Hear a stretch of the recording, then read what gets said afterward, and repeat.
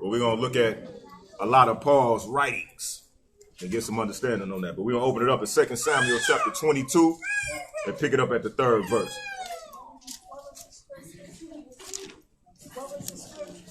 2 Samuel chapter 22, and we'll pick it up at verse 3.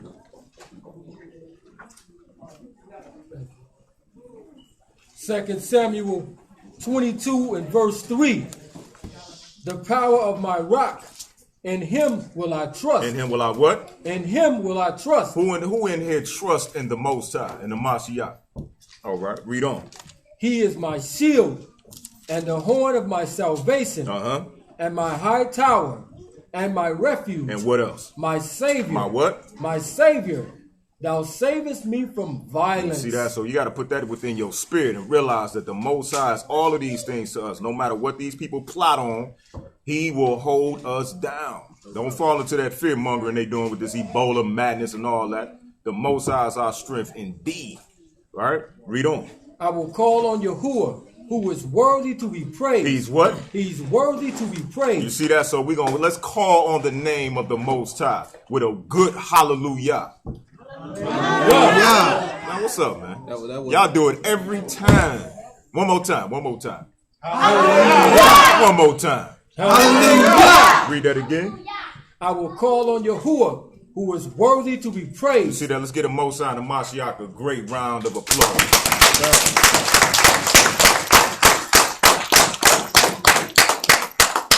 Most High, raise the roof, huh, sis? Yeah. I see you now. The Most High is definitely worthy to be praised, man. He's definitely looking out for us. And within these last days, we want to draw closer to the Heavenly Father because it's definitely getting real. Definitely getting real. So, again, the name of this topic is going to be Understanding the Misunderstanding Concerning Paul. The reason why I decided to go into this particular breakdown is, Brother Debo, Maccabees, brothers had mentioned like, go through some of Paul's writings because it could become very difficult when you're dealing with a lot of our people that's within the church system. Because one of the first people that they run to say, hey, we ain't got to keep no law is who? They don't even look at what it's like they don't even care about what the Mashiach say. They go exactly to Paul as if, first of all, Paul didn't even walk with the Mashiach, right? He got his mission from the Mashiach, from Shamayim. You know what I'm saying? So I don't understand why they do the way that they do, but it's the seminary theological system that has twisted it to a great degree, a very great degree. And to be honest, there's a lot of our people that have been destroyed by not understanding Paul. They have walked this earth, walked as Christians, violated the law all the way up till they died. You know what I'm saying? Based on people misinterpreting what Shaul, aka Paul, taught. So this particular portion, we're going to deal with the book of Galatians. We're going to touch key points in the epistle of Galatians and get some understanding on that. Do y'all know what an epistle is? Nobody know what the definition for epistle? Right, it's a letter. So in all reality, it's within the script. The Most High has these particular letters in scripture for us because there's great wisdom. But when Shaul and all the apostles taught, they didn't teach from their epistles, right? They actually sent those letters to different congregations that they set up to have order and what have you, right? So let's pick this up. Let's look at Paul. Let's get introduced to Paul. Let's go to Acts 8 and pick it up at the 1st verse. Let's look at a little bit of his character before we touch the actual epistles. Let's pick it up at the 1st verse. Acts chapter 8 and verse 1. Acts 8 and 1. And Shaul was consenting unto his death. So who is this speaking about right here? The brother Stephanos was being put to death for standing up and representing for the Most High and the Mashiach, right? And you got the brother named Shaul, a.k.a. Paul, sitting here when the brother's being put to death, consenting to it, right? Read on. And Shaul was consenting unto his death. And at that time, there was a great persecution against the congregation which was at Jerusalem. You see that? So what was commonly taught within the Christian church is that, hey, well, all the Jews rejected Jesus and what have you. And that's not the case, because the true congregation started at Jerusalem. It was in our homeland and then spread outwards, right? But Saul was a part of that great persecution of our people that was being persecuted for standing for the Mashiach. Read on. And they were all scattered abroad throughout the region of Judea and Samaria, except the apostles. Read on. And devout men carried Stephen to his burial and made great lamentations over him. See that? So this brother, this great prophet of the Most High, was put to death, and many of the righteous was lamenting, crying over this brother's death, right? But check out what Shaul does. Read on. As for Shaul, he made havoc of the congregation. He did what? He made havoc of the congregation, entering into every house, and hailing men and women, committed them to prison. You see that? So this brother was actually going around to the congregation that believed in the Mashiach, making great havoc. Meaning, you know, he was torturing brothers left and right because he felt like, hey, y'all violating the law. Y'all sitting here talking about y'all believing one that became the sacrifice. Complete havoc. So we see that the Most High had to deal with this brother, right? Drop down to chapter 9 and pick it up at the first verse. Acts chapter 9 verse 1. And Saul, yet breathing out threatenings and slaughter. And what? And slaughter. You see that? So he wasn't just threatening and making havoc. He was breathing out slaughter against those that followed the Mashiach. Read on. Against the disciples of Yahuwah, and went unto the high priest, and desired of him letters to Damascus, to the synagogues, that if he found any of this way. If he found any of what? Of this way. If he found any of this way. What's the way? What's the way being spoken of here? Those that followed the Mashiach and held to the commandments. So he said, if I find any of this way, give me a license to do what? Read on. Whether they were men or women, he might bring them bound unto Jerusalem. So he wanted to lock them up for standing firm for the Most High and the Mashiach. And this kind of something we're going to have to deal with in these latter days. You know what I'm saying? But this is what Paul was about starting off, right? Let's get Acts 26. Matter of fact, Philippians 3 and verse 5. The epistle of Philippians 3 and 5. So we see we got a brother right here that's totally against those that was following the way, the righteous way. Philippians 3 and 5. Philippians 3 and 5. Circumcised the 8th day of the stock of Israel, of the tribe of Benjamin, a Hebrew of Hebrews, as touching the law of Pharisees. You see that? So this brother right here, now he done came into the truth, and he's relating to the congregation of Philippians. Hey, I was circumcised the 8th day of the stock of Israel, a Hebrew of the Hebrews. So he was boasting about who he was, right? But the latter portion is what I wanted to touch. He says touching the law of what? Touching the law of Pharisees. He was a Pharisee. Elder Lutala, what was up with them Pharisees? I know you know about them sects, them different sects we had. What was up with them? Huh? Right. So the Pharisee sect was developed around 135 BC. And it was actually developed to curtail what was going on during the Maccabean period.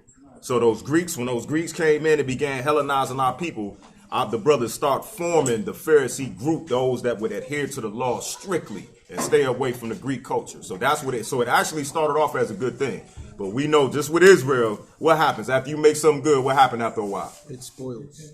They get contaminated. So when you come down to the Mashiach's time, they had started developing their own laws, adding it to the law. You know what I'm saying? And turn around teaching people the law, but at the same time being hypocritical. So this is what Shaul was about. You know what I'm saying? He was a Pharisee, strict on the law. But then at the same time, he showed you how he violated the law when he was doing what he did to Stephanos, seeing this man being put to death unjustly. You see what I'm saying? So showing you the hypocrisy that they had fell under.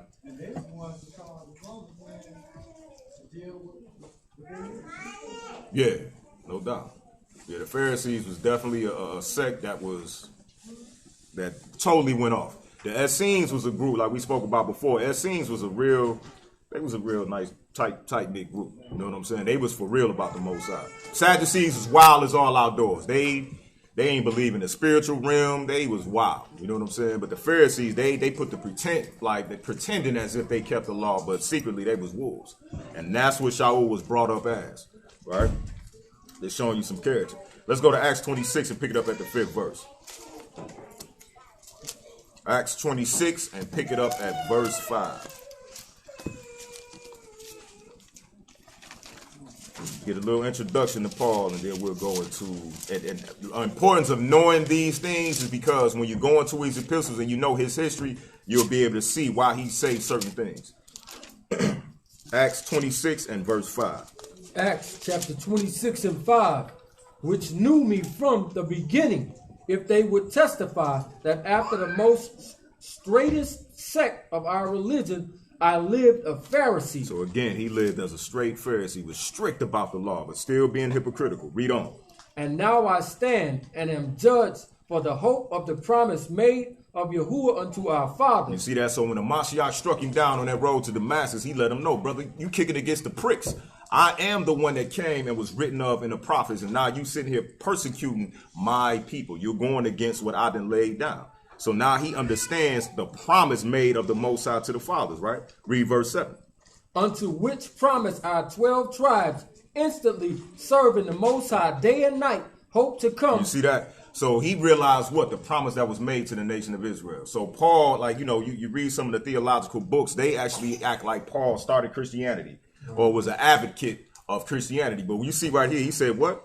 Read that from the top. Unto which promise our 12 tribes instantly serving the Most High day and night hope to come. You see that? So he was about the nation of Israel and the promises that was to come to the nation of Israel.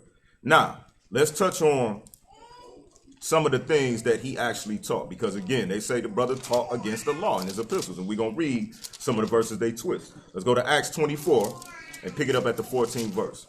Let's see his stance out of his own mouth in regard to the law. 24 what? Verse 14. Acts 24 and verse 14. Acts chapter 24 verse 14. But this I confess unto thee, that after the way... After what? After the way which they call heresy, so worship I Yahuwah of my fathers. You see that? So again, they called the way heresy. They didn't realize that when you was putting down those lambs on Passover, that this thing was pointing to a particular thing. Our people just wanted to stay carnal with it. We didn't look at the spiritual intent behind what the Most High was doing. But once he realized it, he said, I worship them according to what? Worship him.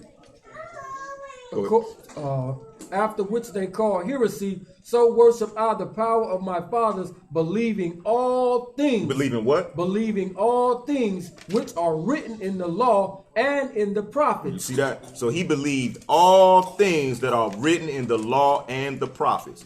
So if he says this here, how can we get to his letters and it's something different? What would we have?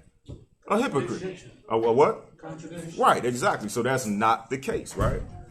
Now let's get into his epistles. Let's go to 2 Peter 3 first. 2 Peter chapter 3 and verse 15.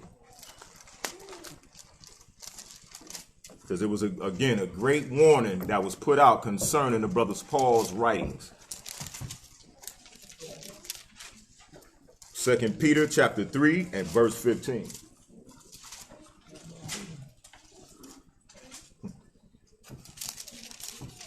Second Kepha 3 and 15.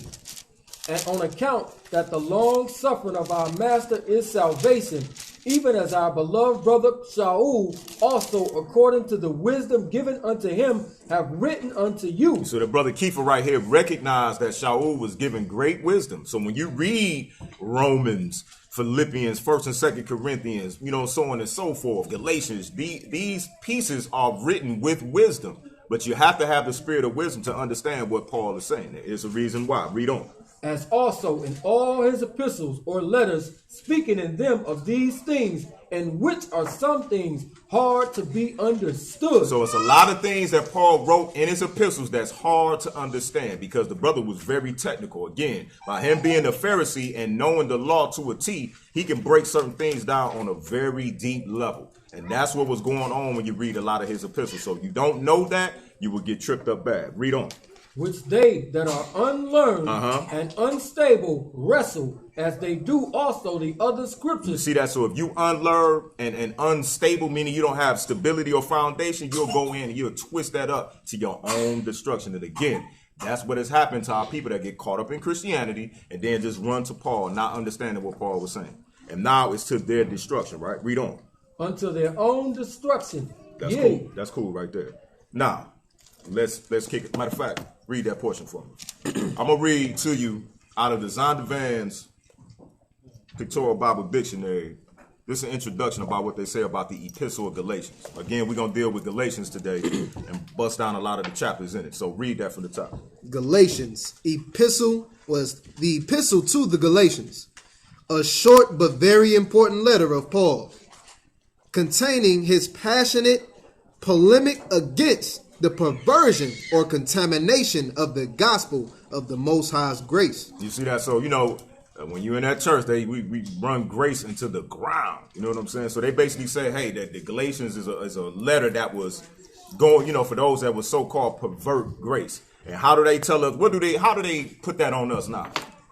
When you say keep the law, keep the commandments, oh, you're perverting grace. You know what I'm saying? We under the grace of the Most High. Yeah, we under grace, but grace has a specific definition. Read on. It has aptly been described as the Magna Carta of spiritual emancipation. Of what? Of spiritual emancipation. Y'all know what Magna Carta means? Elder Lutalo, you know what Magna Carta means? It's a Latin word. Right. Right. So basically, magna meaning great, and carta or charter meaning like a document of law. You know what I'm saying? That basically gives you the definition of your rights and privileges. So they say that Galatians is the Magna Carta of spiritual emancipation. So we're emancipated. So in other words, just finish that up. And it remains as the abiding monument of the liberation of Christianity. Of what? Of Christianity. So the liberation of Christianity, right? But check out what it says. Read on.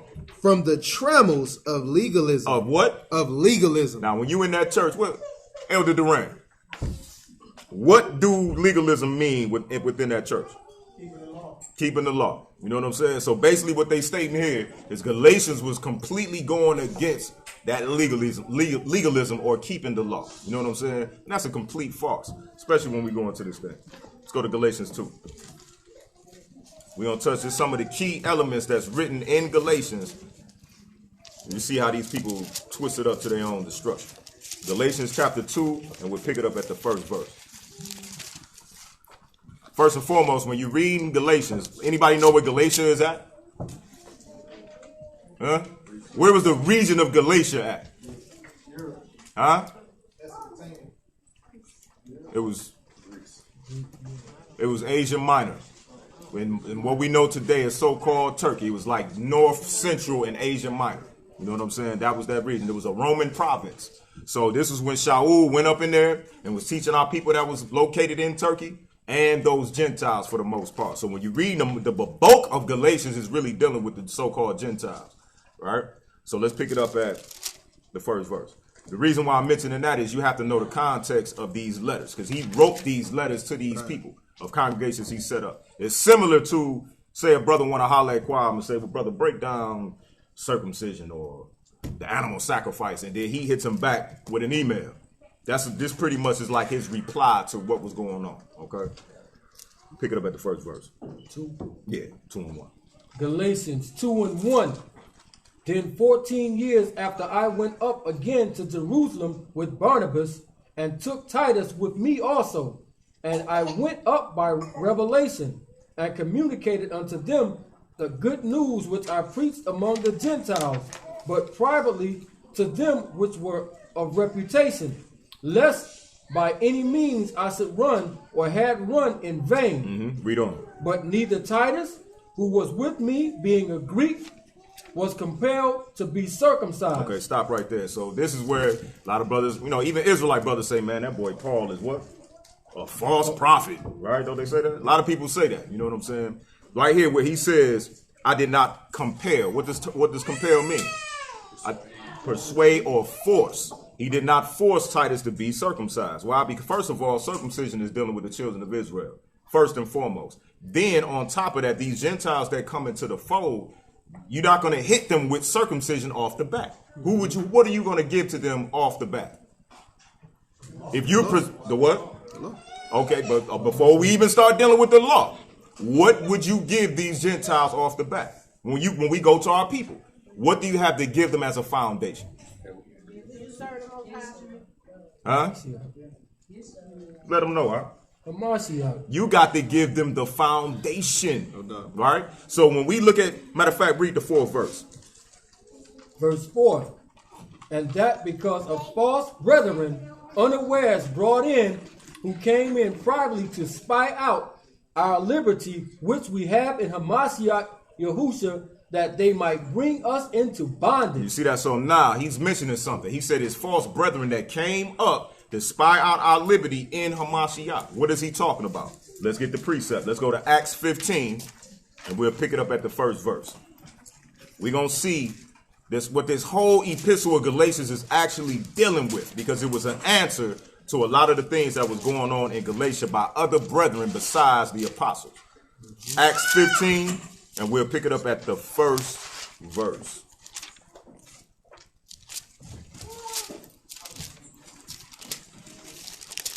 Acts 15:1.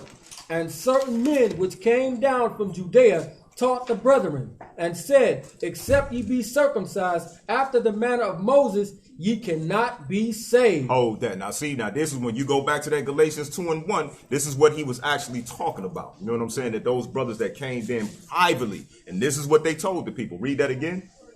And certain men which came down from Judea taught the brethren, and said, except ye be circumcised after the manner of Moses, ye cannot be saved. You cannot be what? You cannot be saved. Now, should the brothers have taught that first? No. Absolutely not. Because what do the salvation come by? The Mashiach's blood, right? Why y'all, what's up, man? Y'all looking like y'all ain't got the answers. Sleep, bro. Y'all sleep, y'all bored? Okay.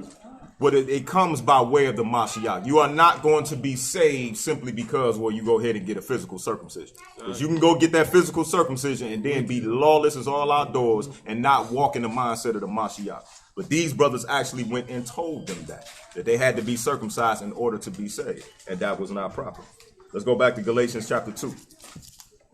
So when we go through, honestly, when you go through reading through Galatians and he mentions the works of the law, he was dealing with circumcision and the animal sacrifice. It was not the righteousness of the law, which is what?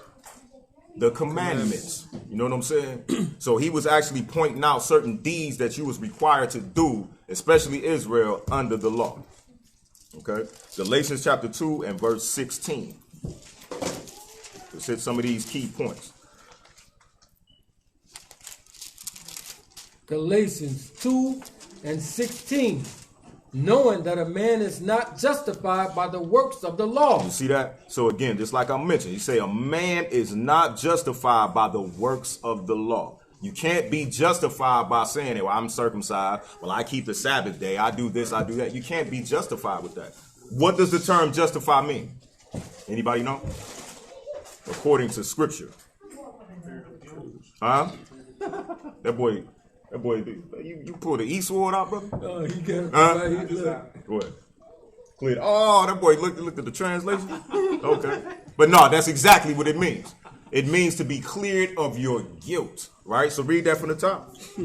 Knowing that a man is not justified by the works of the law, but by faith in Yahushua HaMashiach, even we have believed in Yahushua, that we might be justified by the faith of Hamashiach, and not by the works of the law. For by the works of the law shall no flesh be justified. You see that? So again, just doing the workings of the law, you cannot be cleared of your debt. Why? Because we all have violated the law to the point where you have the death penalty on.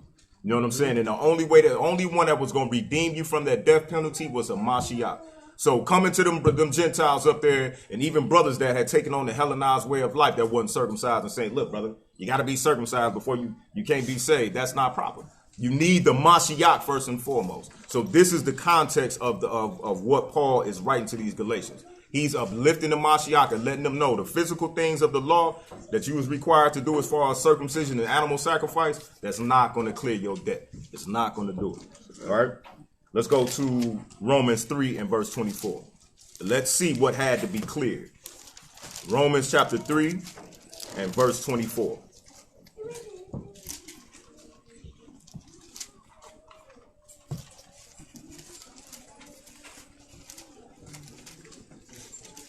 Yeah, 3:24. The book of Romans chapter 3 and verse 24. Romans 3 and 24. Being justified freely by his grace. You see that? So you're justified freely by the Most High's grace, right? Read on. Through the redemption that is in Yahushua HaMashiach. No, through circumcision. Through Yahushua HaMashiach. Through an animal sacrifice. Through Yahushua HaMashiach. Uh-huh. Whom the Most High have sent forth to be a propitiation through faith in his blood. Through faith in his what? Through faith in his blood. You see that? So that was one of the things that our foreparents was missing. They was missing the fact that all of those things was set up as the schoolmaster, as we'll read later on, to point you to the Mashiach shedding his blood. That's what justify you. Let's read on. To declare his righteousness for the remission of sins that are past. So the remissions of sins that are past. So those sins that you have stacked up as a debt, you know what I'm saying? That and the bill collector have to come, you know what I'm saying? That's what had to be paid for. That's what you had to be justified for. So again, if you didn't stacked up a major debt and the debt collector is knocking at your door, you need somebody to clear that for you. Because if you don't, you're gonna have to pay the penalty for it. You can't come and say, well, I'm paying, okay, now I'm paying my water bill. When you owe $800, you know what I'm saying?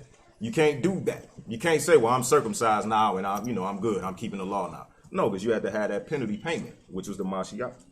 Let's go back. Let's go to Acts 13 and 38.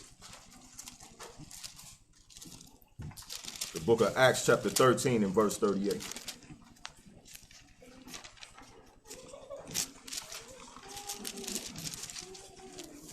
Acts 13 and 38. Be it known unto you, therefore, men and brethren, that through this man is preached unto you the forgiveness of sins. So this is why a lot of our foreparents was getting caught up in being persecuted, because here it is, you have an entire Levitical priesthood set up for sacrifices, and here you got men talking about, well, look, you know, this brother died and paid the penalty for it. You can imagine the mindset of our people that's straight carnal minded, not looking at the spirit. You know what I'm saying? But the Most High sent the Mashiach for that very purpose. Read on. And by him all that believe are justified from all things from which you could not be justified by the law of Moses. You see that? So again, that's showing you that justification. So when we read again in Galatians 2, and he says that talking about that justification is letting you know certain things you cannot be justified by the law of Moses. You needed the Mashiach. So that's why it's so important that we give him that honor and respect. Because what the Most High did through him, you had no other way. That's the true grace or gift that the Most High has given us. So again, this is what Galatians is uplifting. Not saying you don't have to keep the righteousness of the law. Right? Let's go back to Galatians chapter 2. And we'll pick it up at the 18th verse.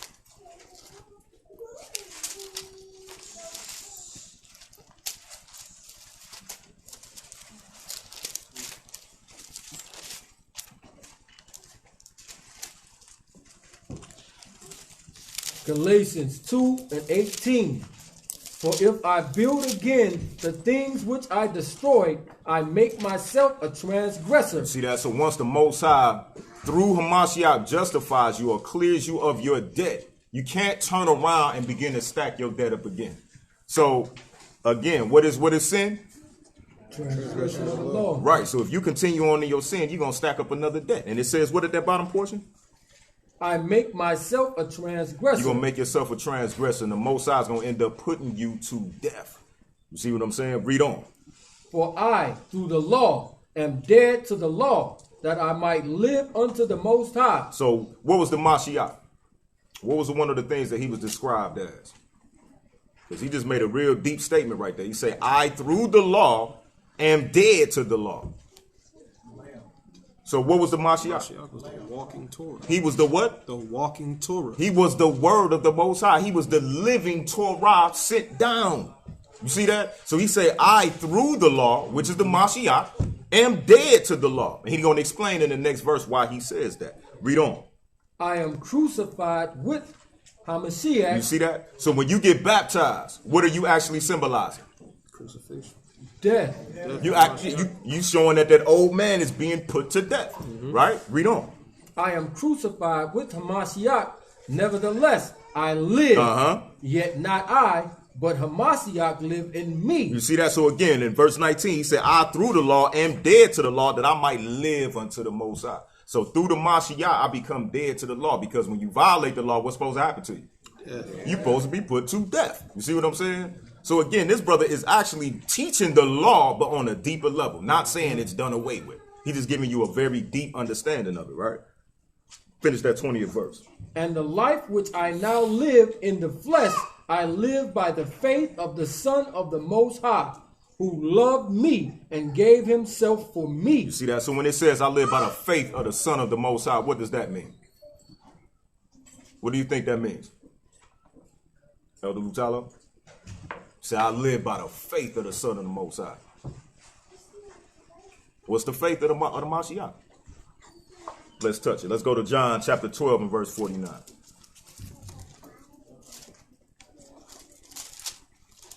The book of John chapter 12 and verse 49. Yehukanan 12 and 49. For I have not spoken of myself, but the Father which sent me, he gave me a commandment which I should say, and what I should speak. You see that? The Mashiach right here letting you a little insight into his mind. I don't do what I do what the Father tell me to do. I don't do my own thing, which is the same mindset that we have to have. Read on. And I know that his commandment is life everlasting. His what? Is life everlasting.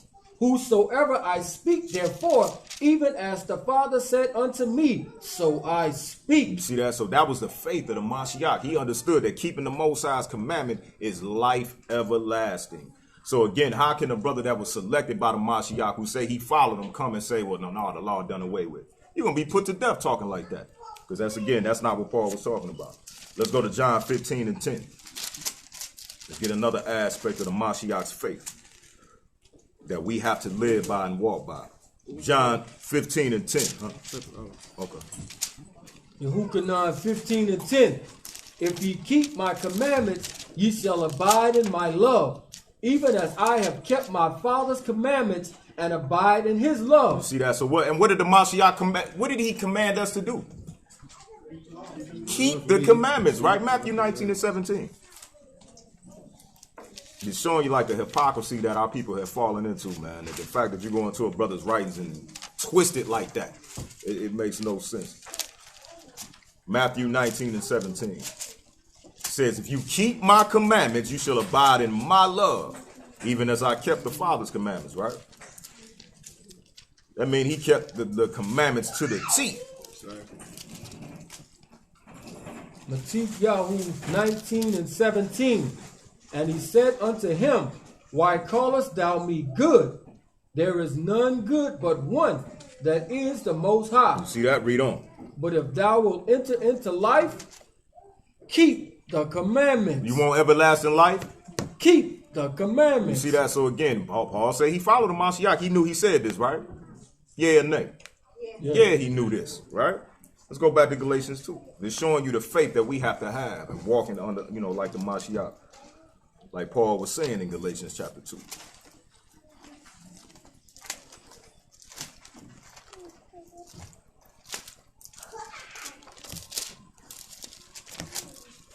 Galatians 2, and we'll pick it up at the 21st verse.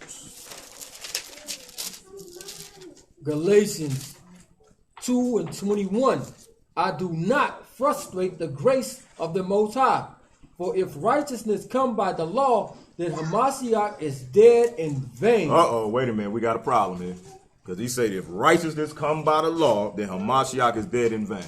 What y'all think this means? That this is one of the big things that they use to get twisted up in. He said, I don't frustrate the grace of the Most High. For if righteousness comes by the law, then Hamashiach is dead in vain.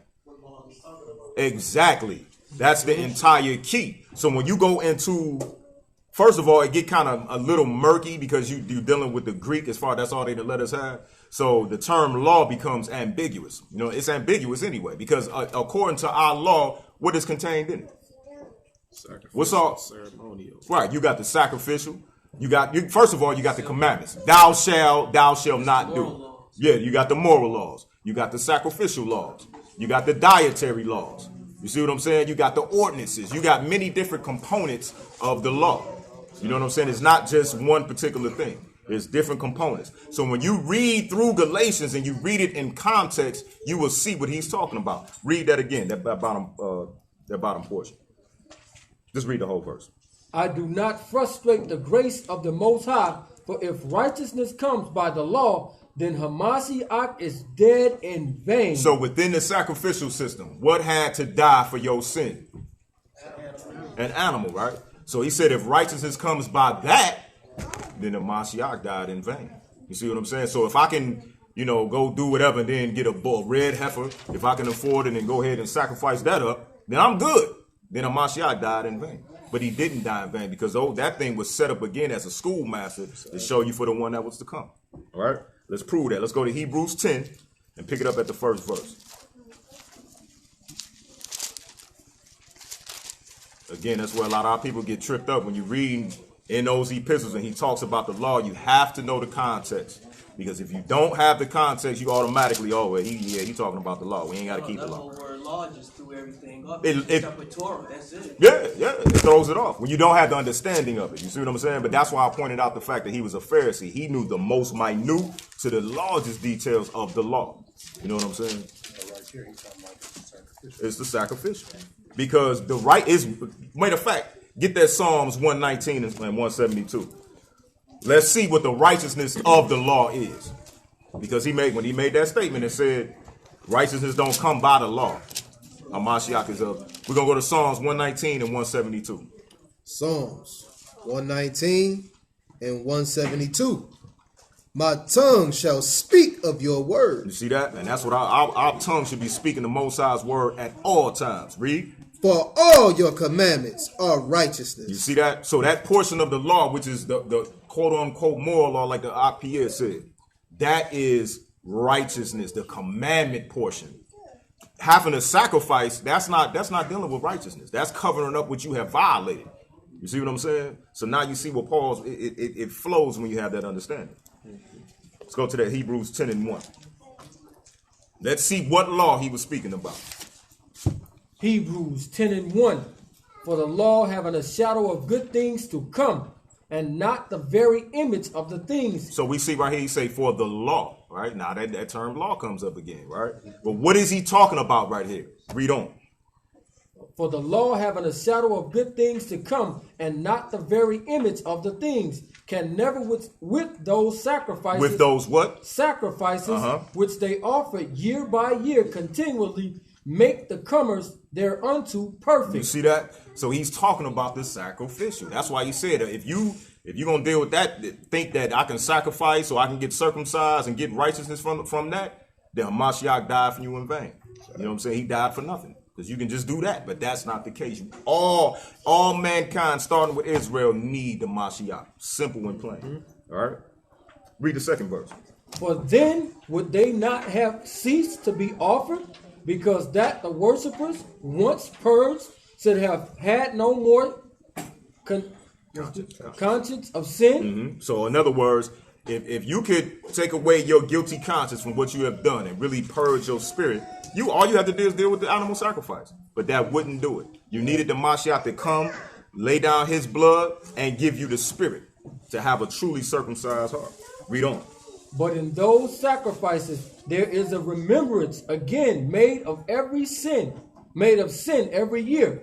For it is not possible that the blood of bulls and of goats should take away sins. Read on. Wherefore, when he cometh into the world, he saith, sacrifice and offerings thou wouldest not, but a body hast thou prepared me. You see that? So that's what he's dealing with. That's why, again, he said Hamashiach died in vain if you're going to deal with that sacrificial thing. You know what I'm saying? The Most High prepared that body for the Mashiach to come through unblemished, walk the law out, and die for the nation of Israel. It's simple. That's why you have to have that understanding of what Paul's talking about, or you're going to be twisted up. Let's go back to Galatians 3. Galatians chapter 3 and verse 1. Everybody clear on that? Sure? Okay. Let's pick it up at the 3rd chapter in the 1st verse. Galatians 3 and 1. O foolish Galatians, who have bewitched you, that you should not obey the truth, before whose eyes Yahushua HaMashiach have been evidently set forth, crucified among you. You see that? So he letting them know, y'all foolish, man, for letting these brothers come up here talking about you have to be circumcised to receive salvation. It's the Mashiach that brings forth that salvation. You know what I'm saying? Read on. This only would I learn of you. Receive ye the Spirit by the works of the law. So he asked him a question. Can you receive the Spirit by the works of the law? I mean, honestly, can you receive the Spirit by being circumcised? Nope. Can you receive the Spirit by, sacrificing 2 turtle doves? No. Because in all reality, you can stay wicked as all outdoors and just keep in mind, you know what? I'm going to go ahead and bring this bull, man. Just keep my bull game up. Keep my flocks tight and I'm straight. I can sin left and right. That's how people think. So basically, the rich is the ones who would be sinless. Yeah, they would be, so to speak. oh, yeah, they would be sinless if that system could actually Exactly. put your spirit in order. But that's not the case, right? He said that this only what I learn of you. Receive you the Spirit by the works of the law or by the hearing of faith. Let's get John 6:63. Let's see what the Mashiach said concerning words that he spoke unto us. John 6:63.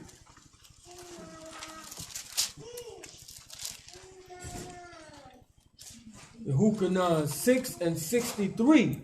It is the Spirit that quickeneth. It's the what? The Spirit that quickeneth. So the Spirit is what quickeneth or gives life, right? Read on. The flesh profiteth nothing. The words that I speak unto you, They are what? They are spirit. And what else? And they are life. You see that? So all the words that the Mashiach speak to us through the scriptures, through his example, they are spirit and they are life. So everything that he spoke to us is what will actually get us on point and in part to receive salvation. Not doing a work or certain symbolic aspects of the law. That's not going to get it. But following what the Mashiach said, as far as keeping the moral aspects of the law, that's going to have you on point. Let's go back to Galatians 3 and pick it up at the 5th verse.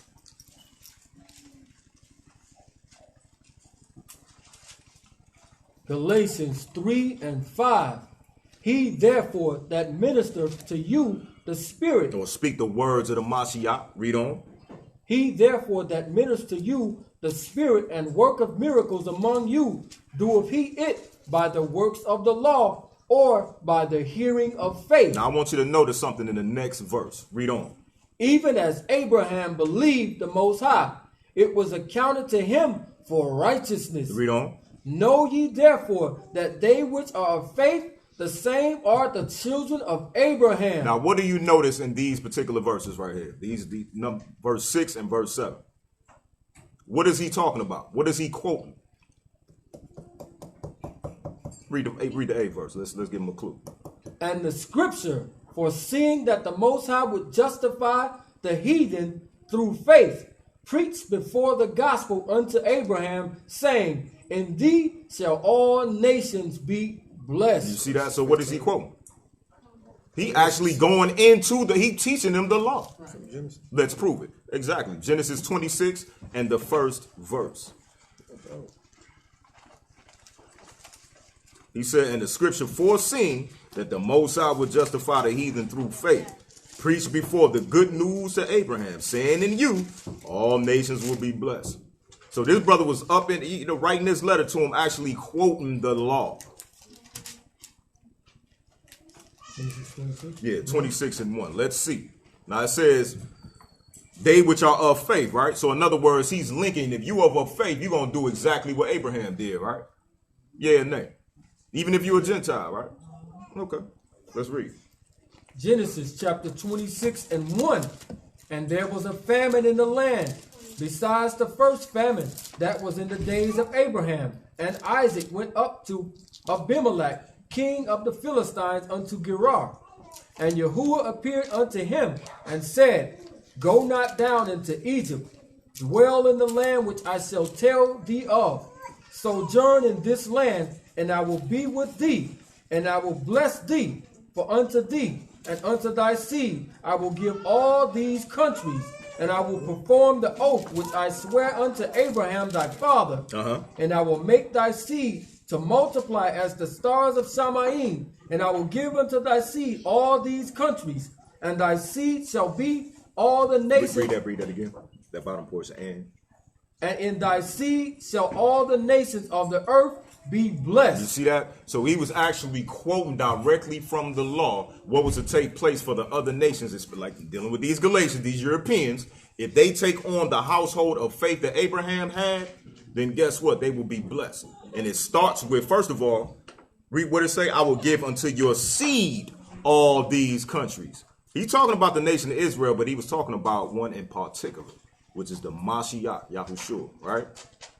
Now read the 6th verse. The 5th verse. Let's see the faith of Abraham. Why he even made this oath with him. Read that. Verse 5. Because that Abraham obeyed my voice and kept my charge, my commandments, my statutes, and my laws. You see that? So because Abraham actually kept all the laws and statutes of the Most High, he got this blessing. You know what I'm saying? So Paul was actually going ahead teaching them the law and showing them, look, these are the greatest examples that we have that you ought to follow. You know what I'm saying? It's simple and plain. But men deceiving other men will teach you something contrary. Let's go back to that Galatians. Pick it up at the 10th verse. True faith is believing in the Most High and keeping that law. Simple. And walking as the Mashiach walk. Galatians 3 and 10. Galatians 3 and 10. For as many as are of the works of the law are under the curse. For it is written, cursed is everyone that continueth not in all things which are written in the book of the law to do them. You see that? So now, a lot of theologians and seminary, so-called doctors of divinity, they say, well, look, the law is a curse. Ain't that right, Durant? Oh, yeah. They say that this verse right here is saying the law curse, right? Yep. Right. But it says, so many are, for as many as are of the works of the law are under the curse. For it is written, curses everyone that continues not in all things. So what is this actually talking about? Is the law itself a curse? Absolutely not. Get Deuteronomy 27 and 26. The law itself isn't a curse. The curse comes when you don't do what you're supposed to do. The second part of the verse showed it is. Yeah. Right. But they actually say, oh, y'all trying to keep the Sabbath. Y'all curse. Nah, brother. That makes absolutely no sense. Right. Yeah, When you read it in context, you see how clear it is. Can't be saying that. It would be the verse would be contradicting itself. Yeah. Say it again, brother. They don't read the Bible in context. Right. They read it in their text. They just, they'll go to one particular verse. See, we're not under the law. You know what I'm saying? Instead of reading the whole thing through, you got to keep in mind, like we're going to read later on, he said this is a letter. So he wrote an entire letter. Honestly, it wasn't no verses there. It was no Galatians 2 and verse 3. It wasn't that. It was a letter. You know what I'm saying? Like our brother Ralph liked to write. You know what I'm saying? One of them type of joints. Nice long joint.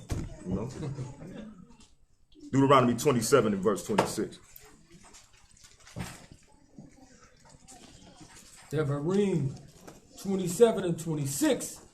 Cursed be he that confirmeth not all the words of this law to do them, and all the people shall say, so be it. You see that? So when this is where the curse comes in, because he laid down the law, statutes, and commandments. Do this, I'm gonna bless you here, so on and so forth. But when you don't do that, that's when you bring the curse on. So that's what is being talked about in Galatians 3 and 10.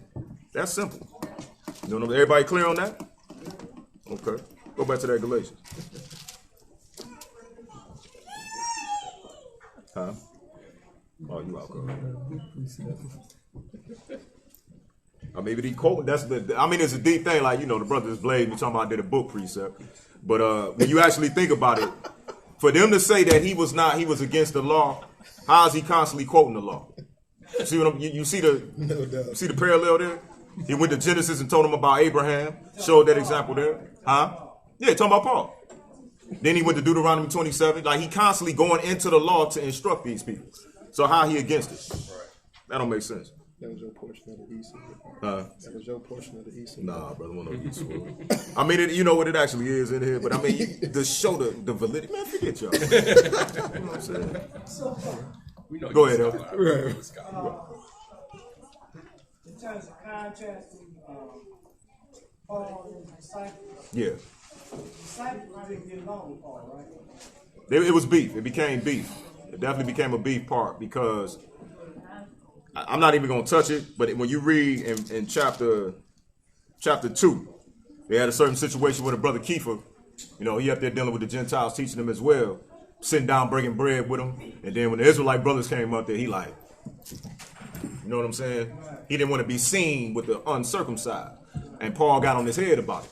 You know what I'm saying? Like, brother, you up here, you teaching them, you breaking bread with them. And now when Israel come up here, you know what I'm saying? Because, keep in mind, Israel think, hey, I'm not supposed to come into one of another nation.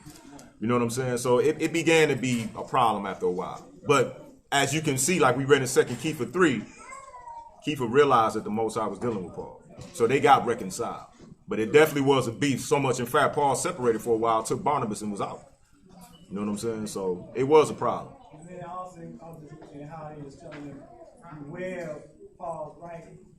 Yeah, because they knew, well, that was in that context is because he wrote so technical and so deep that a person that's unlearned, you'll go in, just like the Christians do to us. You'll go in and you'll twist it up. Right. And you'll trick yourself in the way, I ain't got to keep the law. Right. You know what I'm saying? Because the statements that he make, you do be like, dang, Paul, you couldn't have said it more clear than that. You know what I'm saying? Honestly, that's how I look at it sometimes. But it's like, if you would have read that 6th chapter, the last verse, it would have told you that his writings will lead you astray, will lead you away.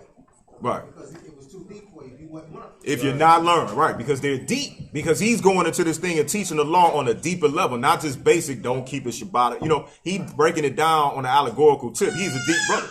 Right. But again, that's why you don't know it. You're going to go in there, boy, talking about, I ain't under the law. I can eat a pork chop as long as I pray over it. You know what I'm saying? And that's what they say. Yeah. And then they go into what? They go into epistles, Timothy 1 and 4, and twist that up. As long as you pray over it, I'm good. No, you're not, brother.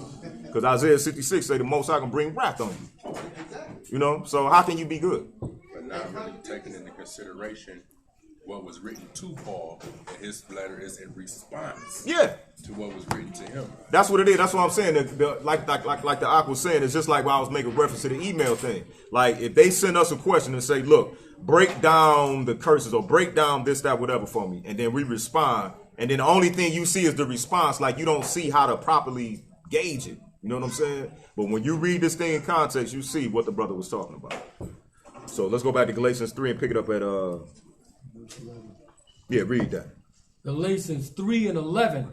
But that no man is justified by the law in the sight of the Most High.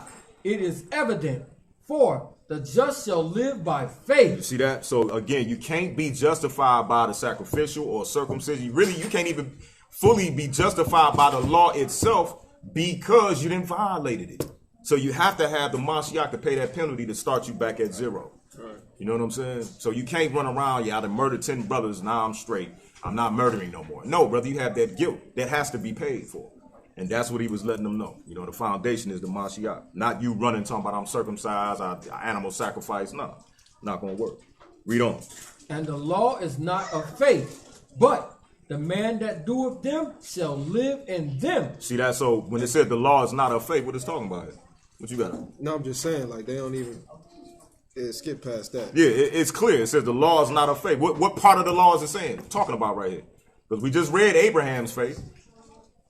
The sacrificial, exactly. That's not of faith. That's just the payment paid down for you. Right? Now let's see what he redeemed us from. Read on.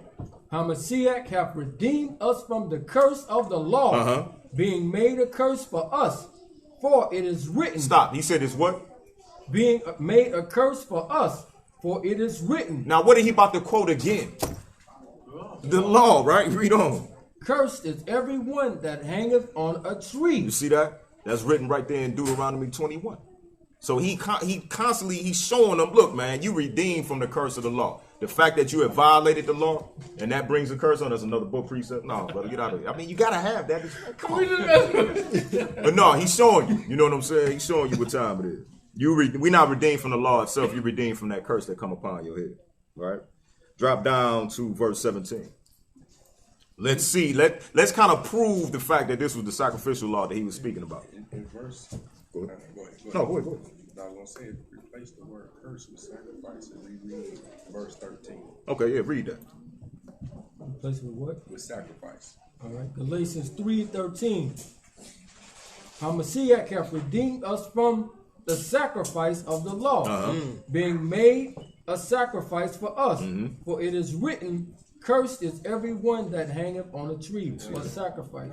Exactly. He became the sacrifice. Plain and Redeemed us from simple. the sacrifice. Right. He redeemed us from that. You no longer need, all we need is that one time acceptance of what the Mashiach did for us.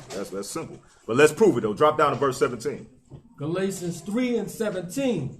And this I say, that the covenant that was confirmed before the Most High in Hamashiach, the law which was 430 years after. Stop right there. You say the law which was 430 years after. So we talking about the time the Most High revealed himself to Abraham and said, look, come on out of here. I'm dealing with you. Keep my laws and commandments until we came up out of Egypt. That's that whole time period, right? He said the law that came 430 years after that. This is where you should come into mind thinking. Did the Most High's law start after we came out of Egypt? No. So what is being spoken about right here? What law came afterwards? Exactly. Read Leviticus 6 and pick it up at verse 9. That right there. Leviticus chapter 6 and verse 9.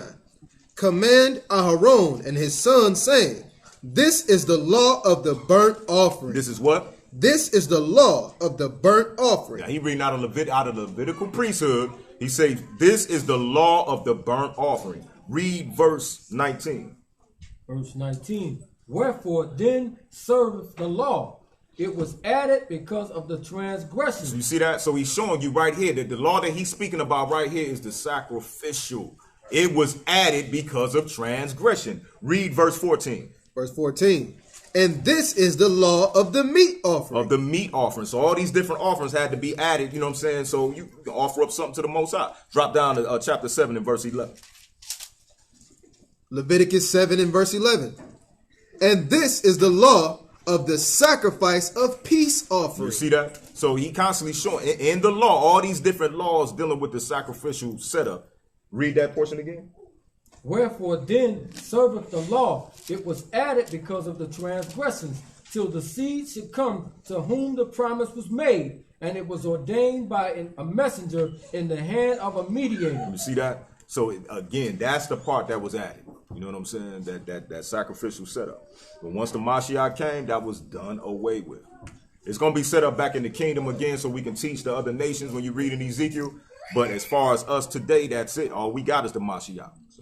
No, you come talking about a turtle dove today and see what happened. That's what a lot of our people, our brothers that's non-Messianic, that don't want to deal with the Mashiach, like how are they covering their sins? You think about that. They're going to actually die in their sin if they don't accept what the Most High done for us. That's why the Mashiach is so great. Drop down to verse 22. Verse 22.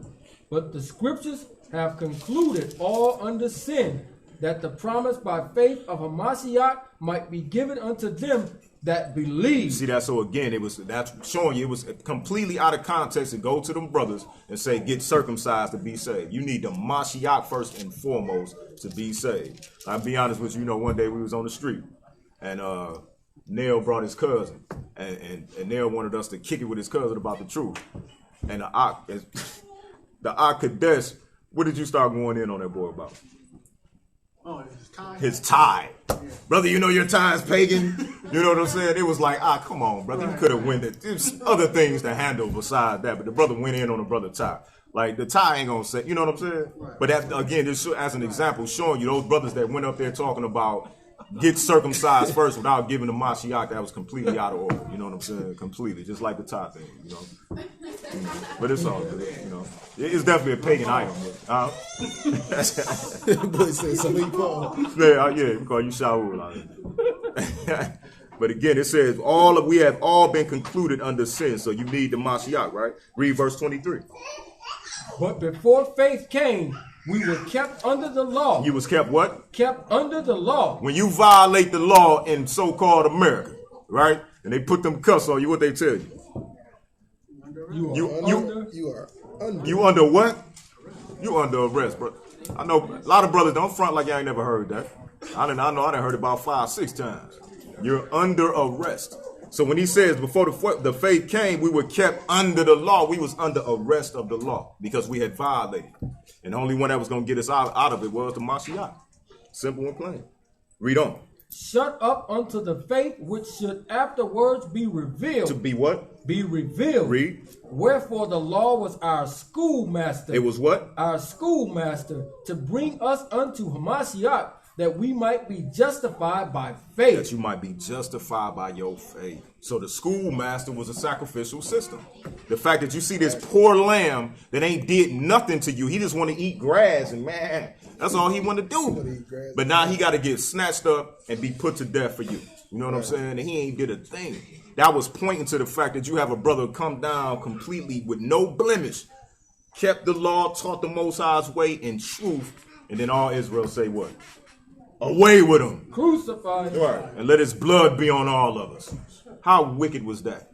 You know what I'm saying? But that's just our people. But it said the law was our schoolmaster. It's not talking about the moral law. It's talking about the sacrificials. That was giving you the instructions. All right? Let's pick this up. Let's go to Galatians 4.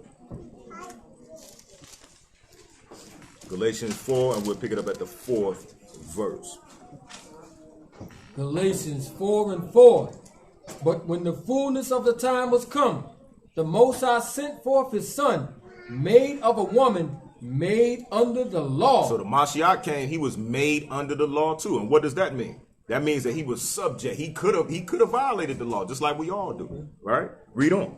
To redeem them that were under the law, that we might receive the adoption of sons. You see that? So he came to redeem us, those that had that debt. Right? Now, let's go to Romans 8. Let's precept this. Let's go to Romans 8 and pick it up at the first verse.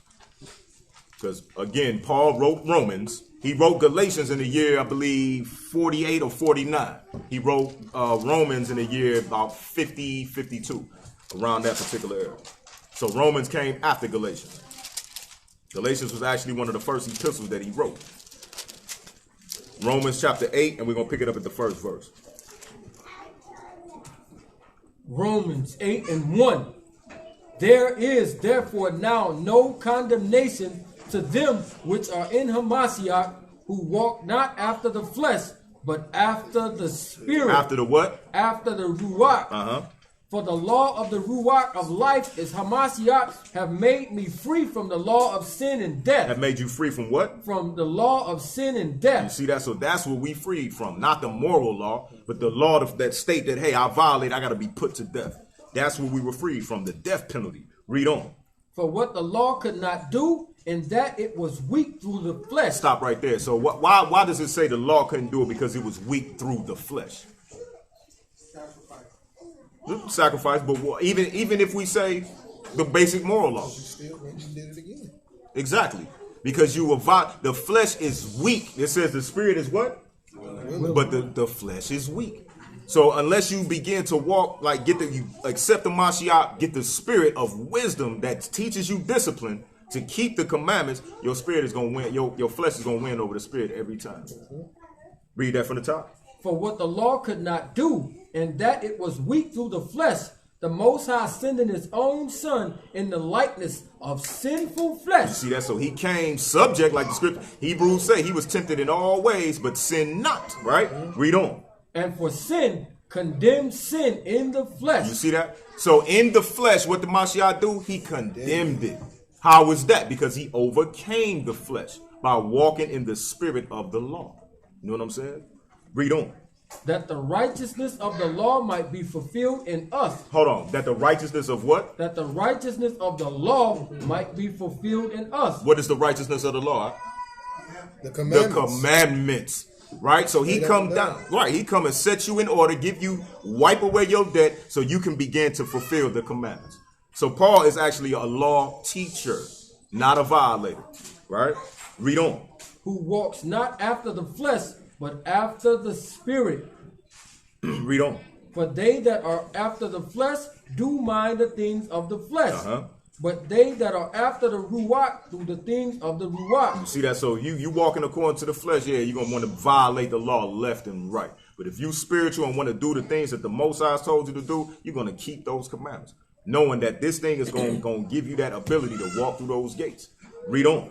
For to be carnally minded is death. To be what? To be carnally minded is death. So think about the physical or the flesh all day long. You're going to find death at the end of it. Read on. But to be spiritually minded is life and peace. Read on. Because the carnal mind is enmity against the Most High. So your fleshly mind is against the Most High. You know what I'm saying? It's going to lead you into, man, you know what? I'm broke. I need to get these racks, man. Let me hit this lick real quick. That's what it's going to lead you to do. And that makes you an enemy of the Most High. Read on. For it is not subject to the law of the Most High. Neither indeed can be. You see that? So again, how can Paul be twisted as a lawbreaker when he's telling you right now the carnal mind is contrary to the Most High and the enemy, but the one that keep the law, you on point, right? Go back to Galatians 4. Galatians 4, pick it up at the 8th verse. Galatians 4 and 8. Howbeit then. Hey, before you even go there, Brother Durant. These verses, I'm going to read 8 through 11. What do they use these particular scriptures for? Like in the seminary. 8 through 11? Yeah.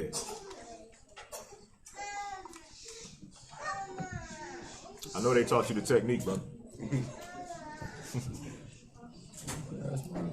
Okay, drop down to the 10th verse real quick.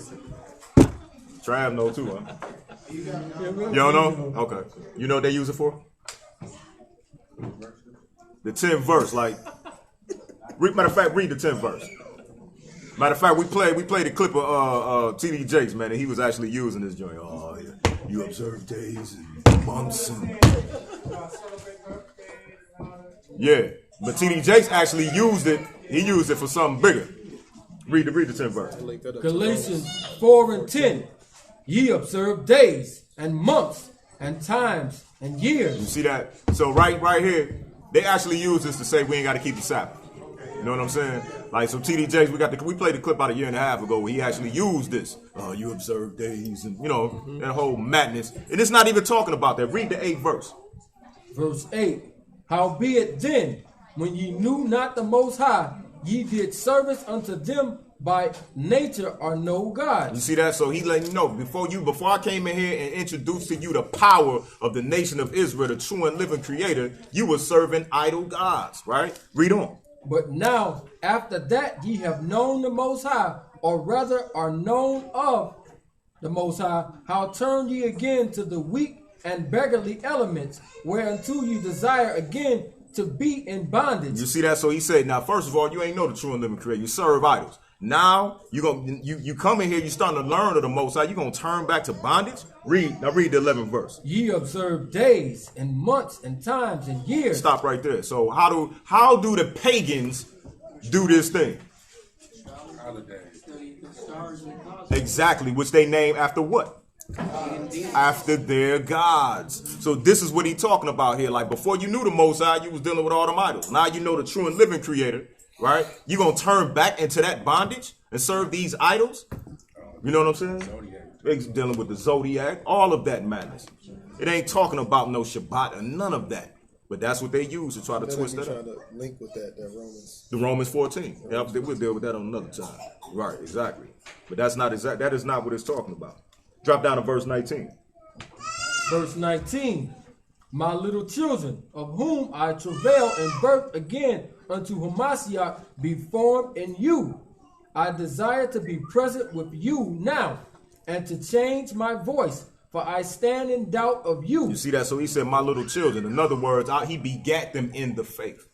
He went up here and began to teach them the truth about the Mashiach and keeping the commandments. And now, trying to form the mind of the Mashiach in them. But these people, they didn't turn back to their idol gods. Read the 21st. Now you'll see what verse 21 is talking about. Verse 21. Tell me, ye that desire to be under the law, do you not hear the law? You see that? So he said, you desire to be under the law again? You desire to go serve another deity with a Most High say, don't have no other gods before me? You want to get under arrest again, right? But he say, do you not hear what? Do you not hear the law? You see that? So how, again, is if this was right, that this was, Galatians is what Christian emancipation, He said, do you not hear the law? So he was teaching them the law. It's not violating. All right. Drop down to verse 21. I'm sorry, 22. 22. For it is written that Abraham had 2 sons, the one by a slave, the other by a free woman. Yeah. But he was of the bondwoman was born after the flesh, but he of the free woman was by promise. Stop right there. What do they do to this? Butcher it. How do they butcher it? They let you know throughout this little allegory that basically if you keeping the law then you under bondage, but if you under like that free woman, the Gentile, that you get this promise because she was free. You know what I'm saying? Like they hack it off. They hack it. But this is what I'm saying by as far as Shaul being a deep brother, because he going into the law and giving you a deep allegory. You know what I'm saying? And if you, again, like you're saying, if you ain't wise enough to read what's really being stated here, then you will be trapped up. But that free, go ahead and read on. We'll break it down. Verse 24, which things are an allegory, but these are the 2 covenants, the one from Mount Sinai, which gendereth to bondage, which is Agar. Which is Hagar. Right? So, in other words, they'll say that, when you talking about the law of Mount, you know what I'm saying, Mount Sinai, the first covenant, that's bondage. Exactly. No, but what's the real bondage? The fact of the matter that the children of Israel did not keep it and brought that curse onto themselves. That's how we got into bondage. And he gonna prove that. Read on. For this Hagar is Mount Sinai in Arabia, and answereth to Jerusalem, which is now is and is in bondage with her children. Now hold that right there. What is that talking about? It's actually clear cut. You know why? Because we the children of Israel, right? How do we know we the children of Israel? Because we in bondage under the curse. Because we violated the law, the Most High put them curses upon us, and now we in bondage. And that's why he said that. Read that bottom portion again. And answer to Jerusalem. And now is and is bondage with her children. Wait a minute.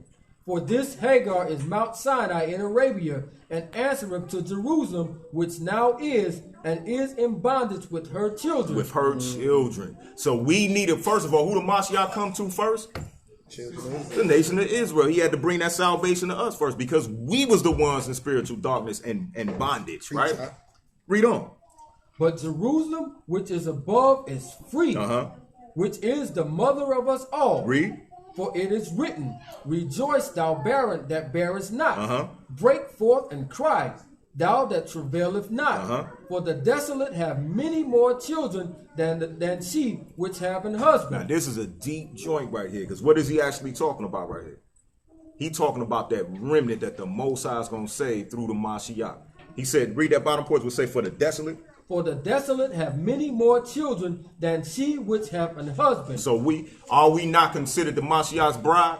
So that's our husband. So by the Mashiach dying for us, he brought us back to the Most High, right? But those that's going to be desolate is what? That 2/3 of our people that's going to be cut off and die in their sin. This is what he's talking about right here. He's not saying that the law itself was bondage. He was letting you know that we was in bondage because we violated. Simple. You got something you want to add? No. Cool. Reach out. Okay. Let's go to. Matter of fact, read verse 28. Verse 28. Now we, brethren, as Isaac was, are the children of promise. So we the children of promise, right? And what did the Most High promise us? Let's get Ezekiel 36 and verse 24. It's a world without end, right? The kingdom, right? But in order for us to be completely right with the Most High, he gave us a deep promise. Ezekiel 36 and verse 24. He said, we are as Isaac, we the children of the promise, that remnant of us. Ezekiel 36 and verse 24.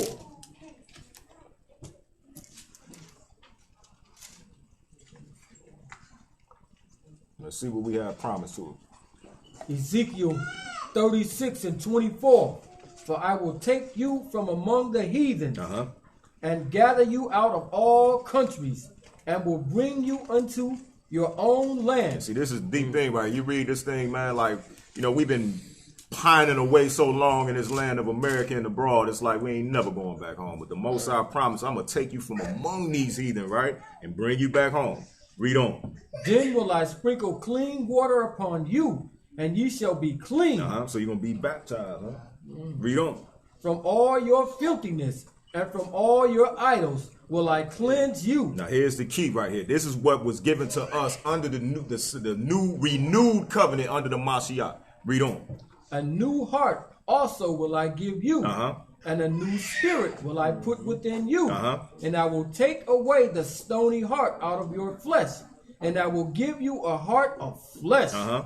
And I will put my spirit within you and cause you to walk in my statutes. And you shall keep my judgments and do them. You see that? So Paul, like you said, I believe in all things in the law and the prophets. He didn't read this. He knew that that's what was stated right here. So he knew the Most High was going to give us a new heart to follow his law, statutes, and commandments. Right. Why was that needed?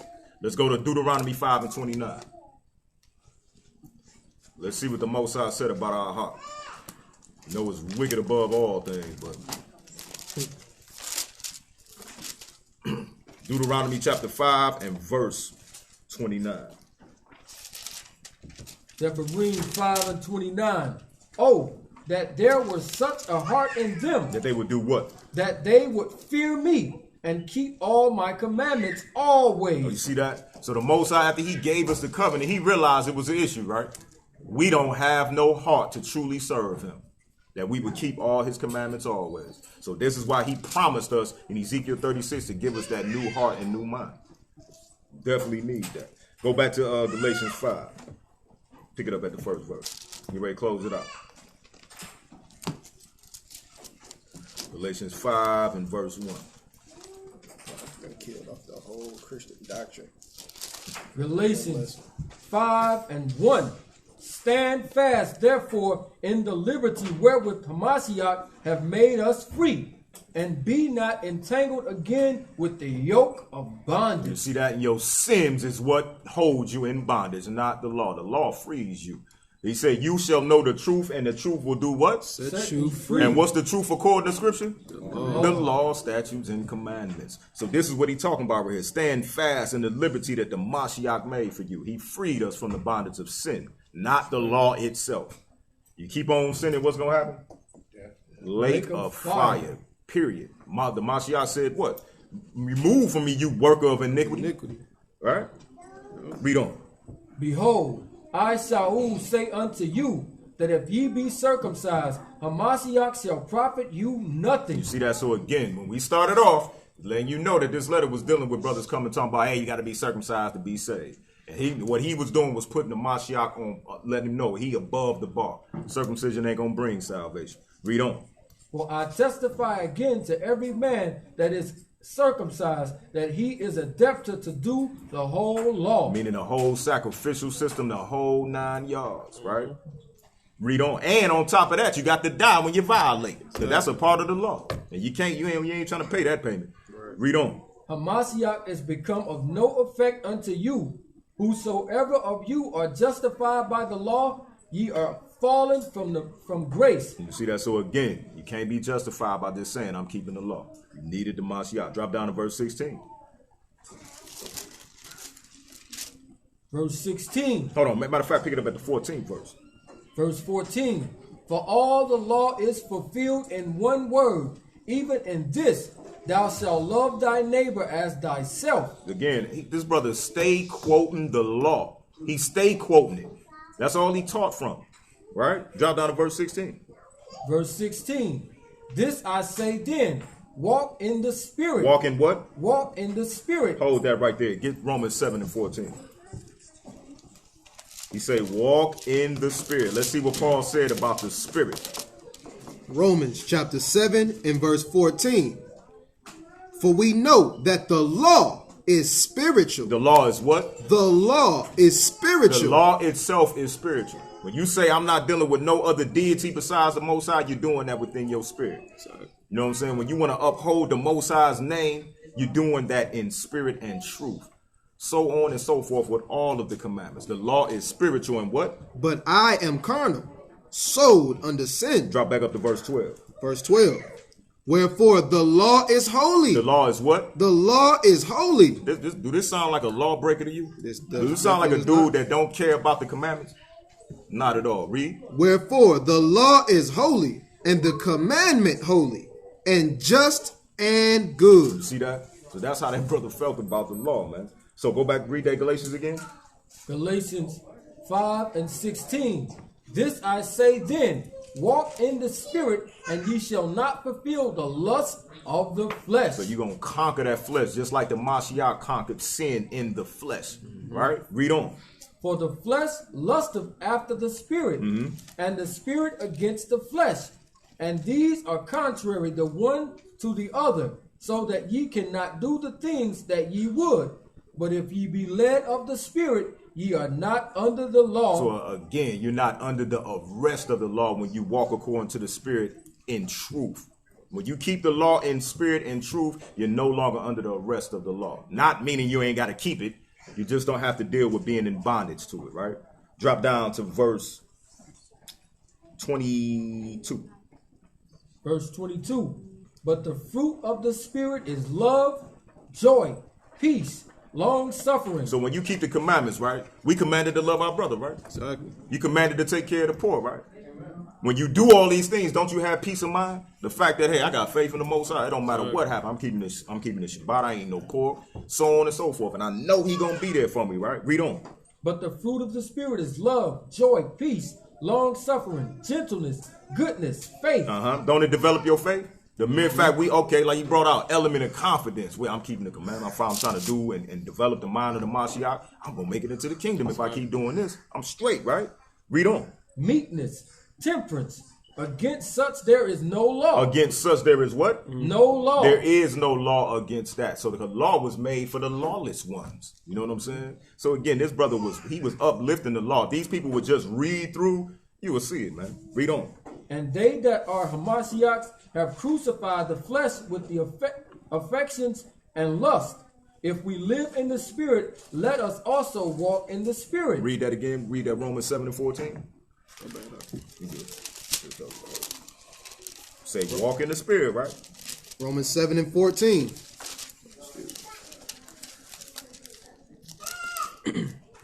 For we know that the law is spiritual, but I am carnal, sold under sin. So again, that's walking in the spirit is keeping that commandment. Now get Galatians 6:11.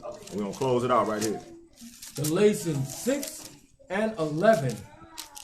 Ye see how large a letter I have written unto you with mine own hand. You see that? So he let you know, look, I done wrote this long letter. Because again, in response to what was going on. Brothers coming up here telling you, oh, you got to be circumcised to be saved, so on and so forth. That was out of order. So he wrote these things to address to the Galatians what was going on. So Paul ain't have a typewriter or something? Not at all, brother. The brother was handwriting. Read on. As many as desire to make a fair shew in the flesh, they constrain you to be circumcised. Because that's what a lot of the Pharisees, the brothers that went up there teaching that's what they wanted to do. They wanted to make a show in the flesh. They didn't care about them people's spirit and getting their spirits together, which you will get by dealing with the Mashiach. They wanted to, oh, look, I converted them. You know what I'm saying? But what do it say about the Pharisees? You go overseas to get one convert, and then you make him what? More of a child of hell than you are. You know what I'm saying? And that's exactly what they was doing. They want to make a show in the flesh, didn't care about their spirit. Baptized 300 people today. Exactly. But they wicked as all outdoors. Read on. As many as desire to make a fair show in the flesh, they constrain you to be circumcised, only lest they should suffer persecution for the sake of a Mashiach. You see that? And another, what they mean by that is our fellow brothers that they want to deal with the Mashiach, they was doing what? Like Paul was doing. You know what I'm saying? Bringing forth that persecution when you talking about receiving the Mashiach for the payment of your sin. And they didn't want to deal with that. So I'm going to make a show in the flesh, get circumcised, or you can't come around. That wasn't right. That wasn't right. Read on. But neither they themselves are circumcised. Read that again. For neither they themselves who are circumcised keep the law. You see that? So those brothers that was coming up there talking that madness, they wasn't even keeping the law. Right? Read on. But desire to have you circumcised, that they may glory in your flesh. You see that? So again, that's what this whole letter is really dealing with. Showing you the works or the symbolic aspects that's written of in the law could not justify you or make you right with the Most High, but you needed the Mashiach to come through, accept his blood, and learn how to keep the commandments as he did. That's what would set you on par, right? Read the next verse. But the Most High forbid that I should glory, save in the stake of our Master Yahushua HaMashiach, by whom the world is crucified unto me, I unto the world.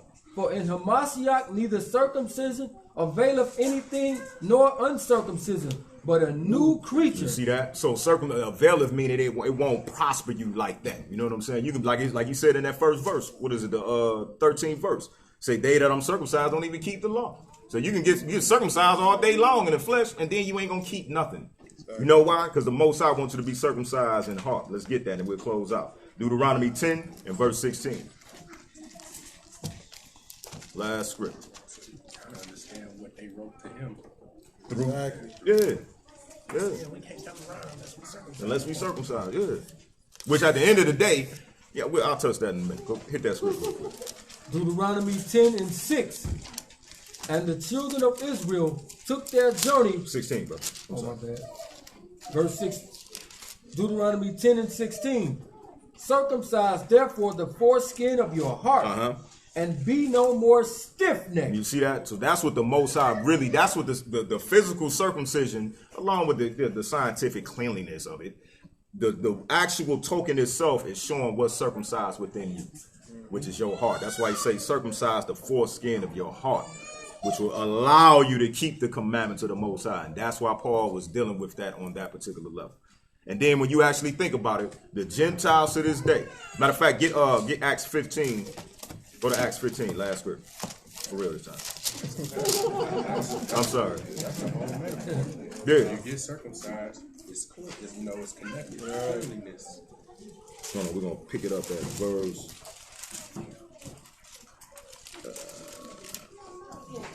Okay. Pick it up at the 21st verse. Acts 15 and 21. Acts 15 and 21. For Moses. Hold on. I'm sorry. Pick it up at verse 20 so we can set the stage. I'm sorry. Verse 20. Acts 15 and 20. But that we write unto you. Talking about the Gentiles, right? Read on. That they abstain from pollutions of idols, and from fornication, and from things strangled, and from blood. Okay, so when this question came up in Acts 15 and 1, they came and they say, look, y'all got to be circumcised and can't get salvation. It was a big debate. They had a council. And the brothers say, you know what? Let's get these Gentiles, these 4 things starting off. You know what I'm saying? Which is what? The fornication, stay away from, the pollution of idols, things strangled, and from eating blood. You know what I'm saying? Why? Because those Gentiles were notorious for practicing these things. So they needed to stop that right away, right? But in the church, what do they say? What do they say about this particular verse? You remember? They basically say that that's all Gentiles got to deal with as far as the law. You know what I'm saying? They're just, okay, we don't deal with idols, no blood, this, that, whatever. But they don't read the next verse. Read verse 21. For Moses of old time hath in every city them that preach him, being read in the synagogues every Shabbat day. See that? So give them no fornication, no idols, no blood, so on and so forth, starting off. Because when they come every Shabbat, they're going to hear the law of Moses. And this is where they're going to get their understanding and be built up. You know what I'm saying? So they'll come to the point where, you know what? I really believe in the power of Israel. I'm going to go ahead and get my circumcision. Because in Ezekiel 44, he tell you, no man uncircumcised in flesh or heart will be able to come into my temple. But starting it off with circumcision, that wasn't necessary. They needed the Mashiach. So that's what was going on with the book, the epistle of Galatians. You know what I'm saying? It's not a thing written to take away from the law. So wanted to touch that. May the Most High and the Mashiach be with every last one of y'all. Shalom. Shalom. Definitely. Questions, comments, statements? None? Yeah, I got one. Go ahead. This more, it's a comment. Cool. Galatians 4 and 26.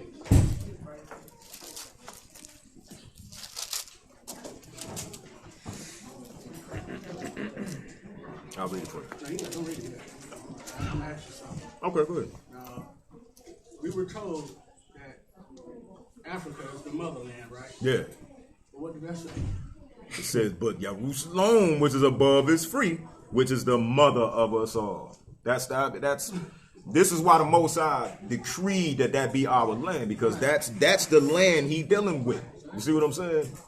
We were told the African Yeah. the motherland. Yeah. No, not at all. Africa was a part of the big mass before it broke up, but that's it. You know, Jerusalem is where it's at, brother. That's why the temple, everything gonna be set up right there. The headquarters. Before the 1800s, Huh? parts of Africa was considered Jerusalem. It wasn't until after the 1800s when the British came in and started taking it off. Yeah. Chopping it up. Yeah, yeah. Yeah, the Belgian, the Belgian conference and the Brussels conference where the Gentiles came in and said, okay, we're going to split this up. Okay, the French, you can get... We're going to call this over here the Middle East. Yeah. Section, all that part on the beginning is all one. Right. I mean, them people, man, they split the entire earth up. You know what I'm saying? Like, it's crazy. It's crazy how they did that, but that was all prophetic. Any more questions, comments, statements? Romans 3 and 31 really just kill all of it. It kill it all. But the fact of the matter, you got to go through and deal with them points because, again, we'll go there and then they'll come. Well, when Galatians 5:18 says I'm not under the law. You know what I'm saying? Instead of going through it. Exactly what you're saying. Not knowing that the same person wrote both. The same person, right? Do it every day. Yeah.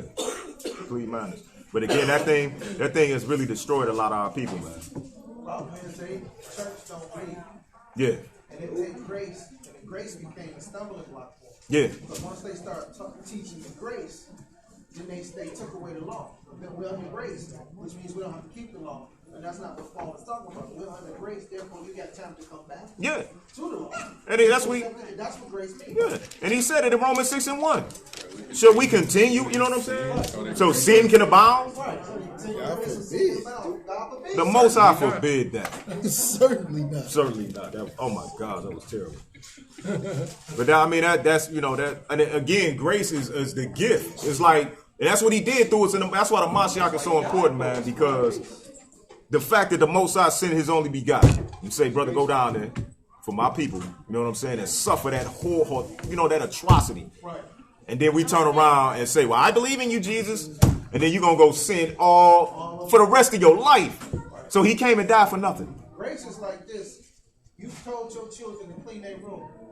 By the time I get home, when I get home, I'm going to beat you butts because you didn't clean your room. Yeah. Exactly. The room wasn't clean. Yeah. Grace came in when I say, go clean your room. Yeah. You got opportunity because it's supposed to be clean anyway. Clean, right. So go clean your room. That's grace. Yeah. If you get in there and clean your room, I'm not going to harm you. Right. But if you don't clean your room, the punishment that I said I was going to do before I left, it comes upon you. Yeah. And that's what we have today. We got grace now. You better get it right. Right. Because you're going to mess around and Mashiach going to part that sky like a scroll, and then you're going to catch that sword. And then you're going to be, oh my gosh. Huh? You pretty much saying the same thing. By the time I get there, yeah, you better have it clean. By the time I get there, because what the parable say? He was a long man, he was a long man, took a long journey, right? But he coming back. He coming back home, like you said. You not doing that work. Pitiful. It's gonna be a pitiful sight. Unfortunately, we got one up. I ain't even gonna put that out there. It's okay to be called a Christian. Oh, God. Yeah, that's a whole other story. But anyway, any more questions, comments, statements? Justifying the story. No, he been doing that. he said it. What the Star Wars? Oh my God.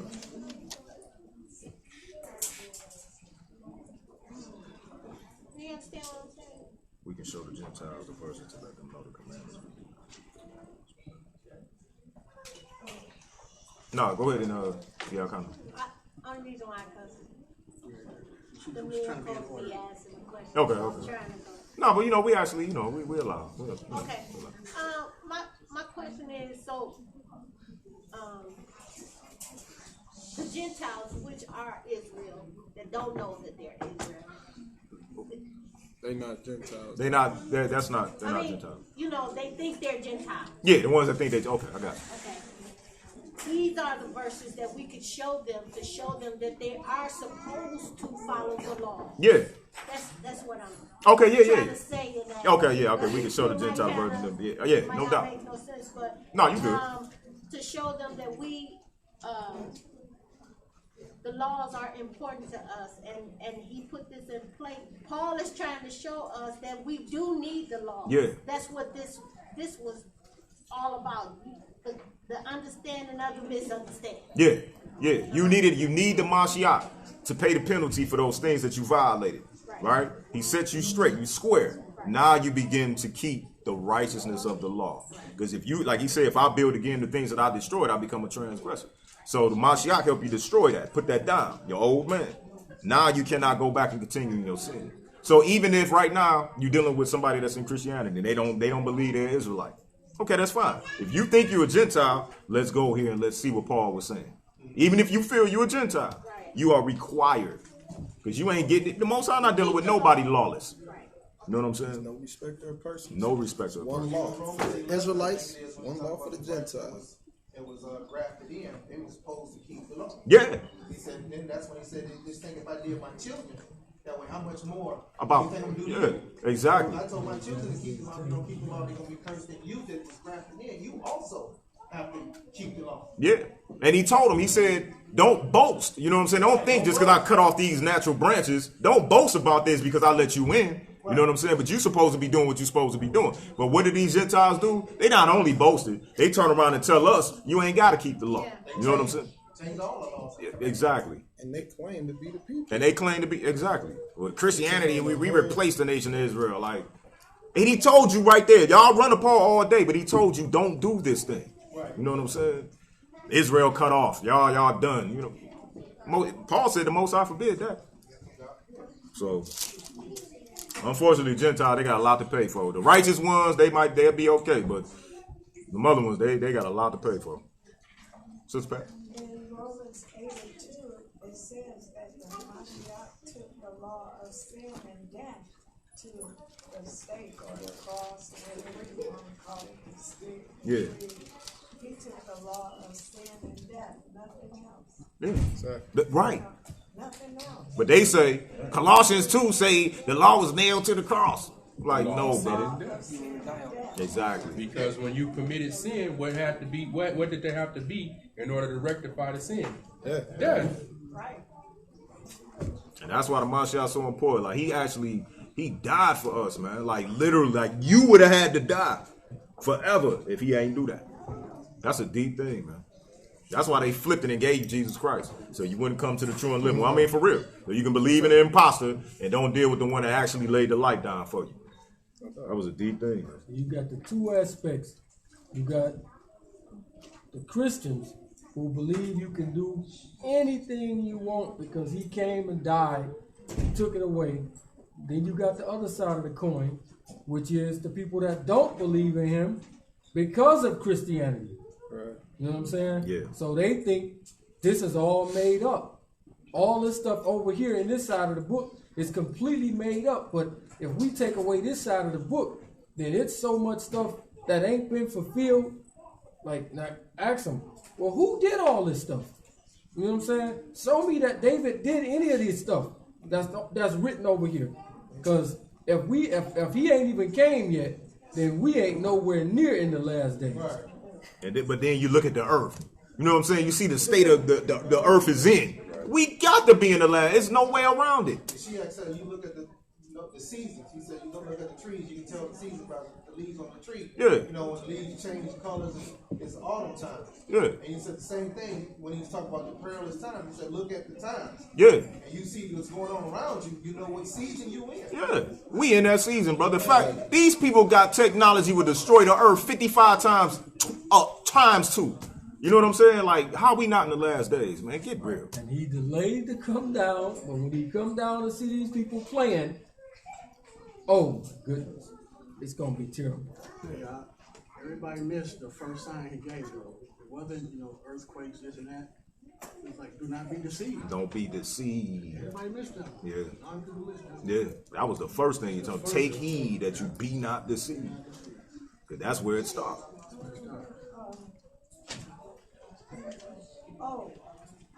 All the time that I had been alive, my parents were saying that it was in the last days because that's what they felt that it was.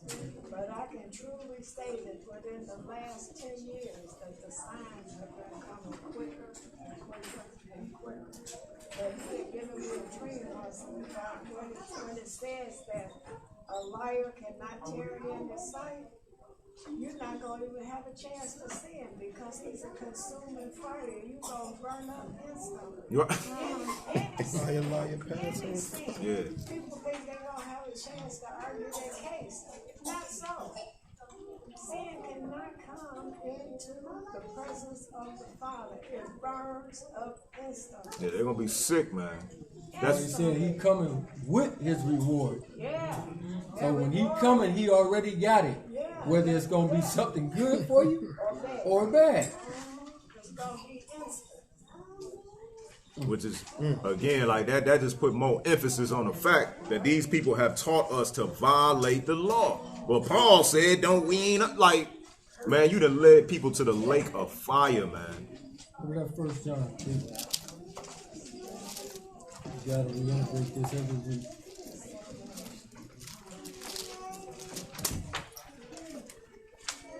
Verse 7.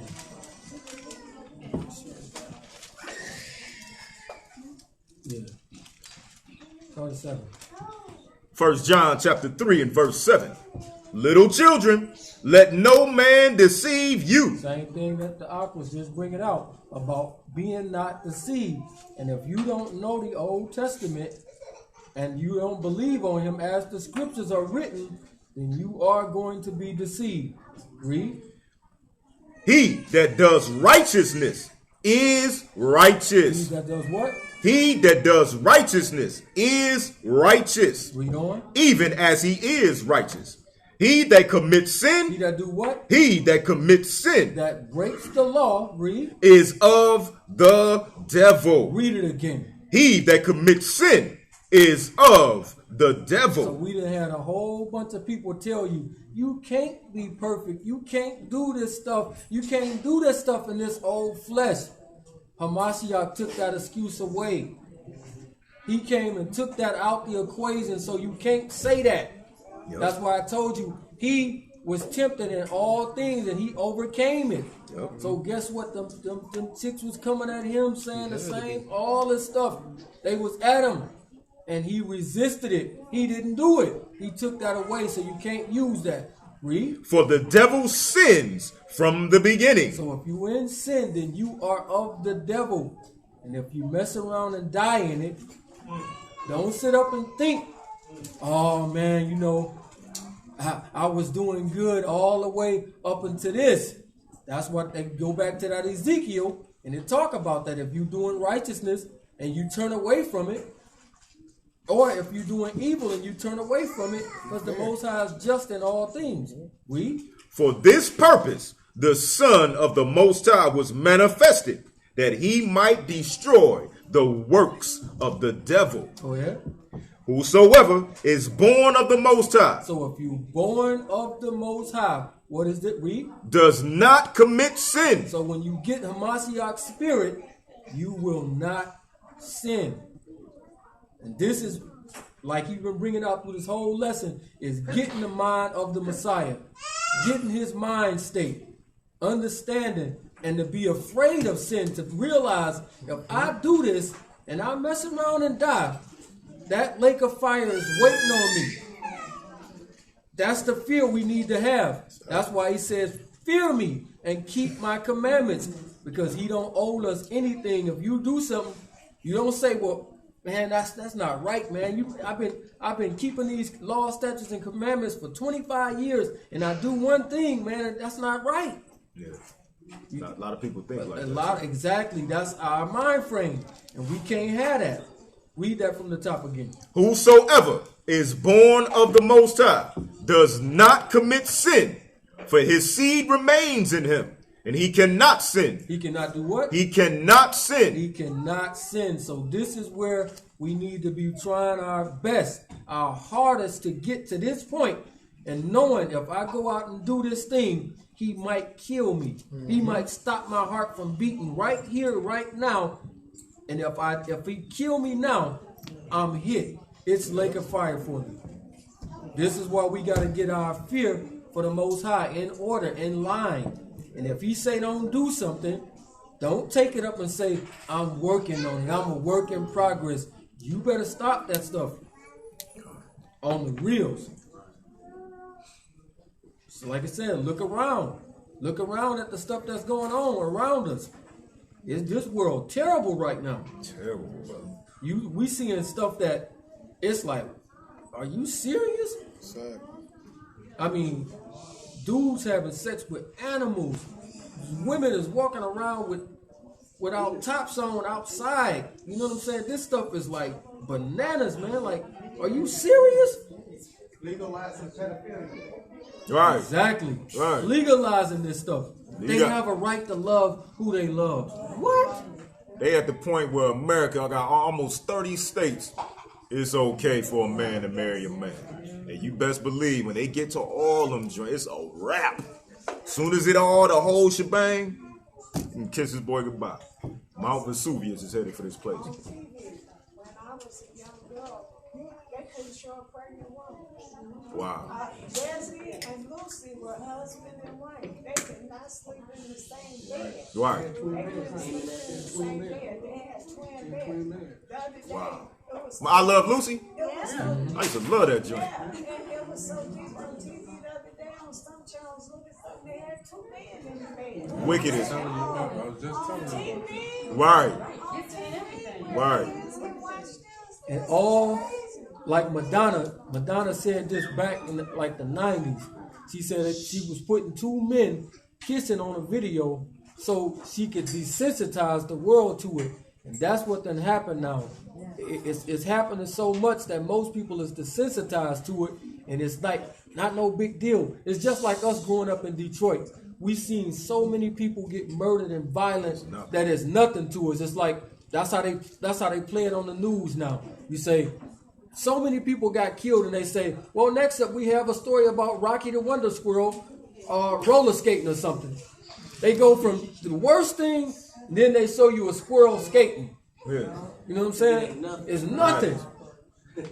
And, and that's a sad thing, man, when people getting murdered and it's nothing, man. You know what I'm saying? I got two bodies, man, so what? What they say, man, he got caught slipping. Yeah, he just got caught slipping, man. Caught slipping. He's supposed to have his strap on the lap. What are you doing? That's why you gotta monitor that. Yeah, you gotta monitor what they watch. For certain. Because them cartoons is definitely pushing it. Even not just the cartoons, but even the shows like the stuff that come on Nickelodeon and Disney. And because I happened to be watching one of the shows, but like I tuned in. It was on. They was watching it. I tuned in, and I said, "What's up with the little boy right here?" I said, "Is he gay?" No, he ain't gay. And you could clearly see this little boy on the show was gay. He was clearly feminine. And I'm like, I just and it clicked like, man, they even pushing this stuff in the show. You didn't even see that kind of stuff. Now when we was growing up, man. Yeah, like you said, they desensitizing it. So now when you be like, is he gay? They be like, no. Like it's normal. No, he's normal. No, he's not. He's a fruit basket. You know what I'm saying? Like terrible. My kids was young. I forbid them. They got a punishment for watching Nickelodeon on Disney Channel. I feel I came that's home what's and I up. saw that was on the TV. I'm turning the TV off. I took TVs out. I only got one TV in my house right now. Yeah, I ain't gonna front, man. When I first came into truth, my best friend hit me with this document about what TV was developed. It was developed by the Germans, and it was straight developed for propaganda. It was no like they tell us it's entertainment. Nah, it's a lie. It was developed for propaganda to push their agenda. That's where it came from. So when I came into truth, I cut that teeth, man. I ain't watched TV for like 2 years straight. Since you mentioned that, what's the programming today? They programming people to hate black men. Yeah. Every station on every show, black men is always putting a necklace in sight. Yeah. Even in the movies, you got, was the No Good Deed, the movie just came out. Yeah. Black men is portrayed as an abusive man. Yeah. And every time on the news, he's portrayed as a murderer. Why are they causing people to start hating black men? It's getting ready to be a mass incarceration. Right, we the enemy of the state. Murder, what's happening down in Ferguson is just the beginning. Yeah. If you can kill a black man and nothing's going to happen, and then when you stand up for your rights and you demand rights, what do? They bring in martial law. Yeah. And they start incarcerating people. Right. And they start killing more people. Right. This is just the beginning of what's getting ready to happen. Right. It's not even just on TV. It was a children's workbook. Posted the picture. It was a children's workbook. and it was 2 white children, a girl and a boy on one side. They had no face, and it was like supposed to be the right letters. Under the 2 white children, it said happy and proud. Under the 2 black children, it said sad and angry. And you think that's a coincidence? Come on now. That's straight pushing agenda, even in the school system. We don't teach our children to be happy and proud of who we are. You know what I mean? The system is teaching us to be sad and angry about who we are.